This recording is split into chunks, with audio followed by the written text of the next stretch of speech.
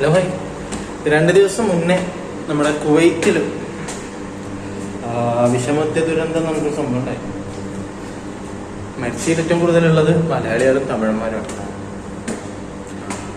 അപ്പോൾ ഞാൻ ആലോചിക്കായിരുന്നു, ഒരു 2 ദിവസം ലേറ്റ് ആയിട്ടായിരുന്നു, അതായത് 2-3 ദിവസം കൂടി കഴിഞ്ഞിട്ടായിരുന്നു ഈ ഒരു സംഭവം സംഭവിക്കുന്നുണ്ടെങ്കിൽ എത്രത്തോളം മലയാളികൾ അതിൽ ഇൻക്ലൂഡഡ് ആവും, എത്രത്തോളം മലയാളികൾ മരിക്കും, അല്ലെങ്കിൽ കണ്ണിൻ്റെ കാഴ്ച നഷ്ടപ്പെടും, ഉള്ളിലുള്ളതൊക്കെ അടിച്ചു പോകും എന്നുള്ളതായിരുന്നു.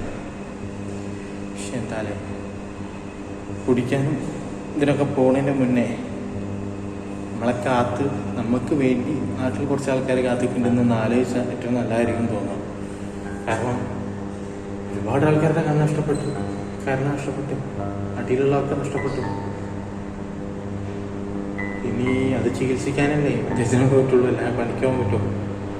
പിന്നെ ആലോചിക്കണം, ഒരു നിമിഷം മതി മക്കളെ ലൈഫ് അടിച്ചു മാറിക്കുവാനും.